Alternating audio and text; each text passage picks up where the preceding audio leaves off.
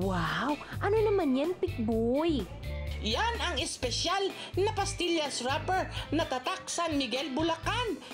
1970s ay gumagawa na daw sila niyan. Si Nanay Luz ang isa sa pinakakilala sa larangan ng paper cutting. Pero dahil 92 years old na siya, ang kanyang manugang na si Nanay Juanita ang nagtutuloy sa sining na ito. Ang ganda naman ng mga gawa nila. Makulay na, may iba't ibang disenyo pa. Para saan ba yan?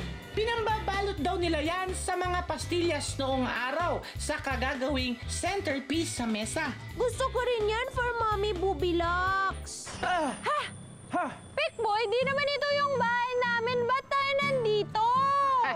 Alam mo, nag-google ko kasi na dito ginagawa yung pastillas pabalat. Okay, Let's go! let's go.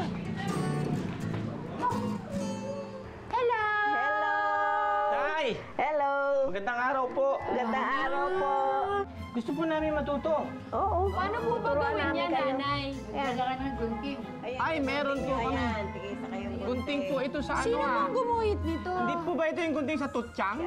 Buhok sa ilong naman yung sinasabi mo, Pikboy. Ibang gunting ang gamit doon. Lika na nga, mag-trace muna tayo ng design sa Japanese paper. Grabe ka magsulat. Kulang na lang idok-dok mo yung mata mo dyan ah. Kasi malabo yung mata ko. Ay, malabo ba? Nanay Luz! Nanay, tawag kayo. Paano niyo po natutunan to? Paano po nagsimula yung... Sabi, kung may ka magdodrawing, matututukan mo. Walang pakialaman ng artwork, Pikboy, ha? Tingnan mo mamaya, ang ganda nitong gawa ko. Wait and see dahil di pa patalo ang design ko. Ayan, tapos na po ako.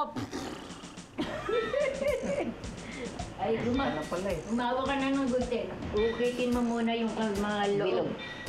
Yung mga loob. Halimbawa, yung ubod ng bulaklak, alin na ubod. Yan, ubudasan mo muna. Yung lahat ng maliliit na piraso, yun muna uunahin. Huwag kang gugupit dito sa bilid. Pagka sa labas agad, hindi mo na magugupit. Masisira. Oo, ayan o. Okay po, mapaperfect ko ito for sure kasi magaling ako sa arts. Ito lang pong ginuguhit nyo. Ganyan lang po. O meron pa po kayong ibang ginuguhit? Marami. Yung mga carte, Marami akong yung mga pattern. picture.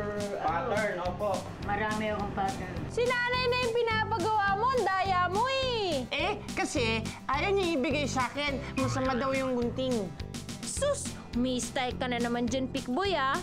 Eto na, nagugupit na ako. Masama bang magpatulong?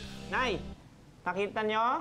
Nagawa na namin ang aming pambalot ng Pastillas! pastillas. Sa'yo ang design, babae. Babae. Pero, parang may naputol ah. Ano? Ayan oh, naputol mo. Patingin nga sa'yo. Oy, sa akin, naputol ko pero hindi halata. Grabe, tingnan mo. Yung bulaklak mo, lantana. After 1 hour, natapos din namin ang paggupit ng pastillas wrapper. At di hamak na mas cute yung gawa ko. Sure ka? Mas maganda kaya yung artwork ko. Si Bitina at saka si Pikboy ay natuto namang gumupit ng pastillas wrapper. Si Bitina, nagupit yung hindi dapat gupitin. Si Pikboy naman, yung kapraso nagupit din, yung gilid. Kanya nagkahiwalay. Nakakapagod yung ginawa natin, Pikboy. Saka epic fail tayo pareho. Pero enjoy naman.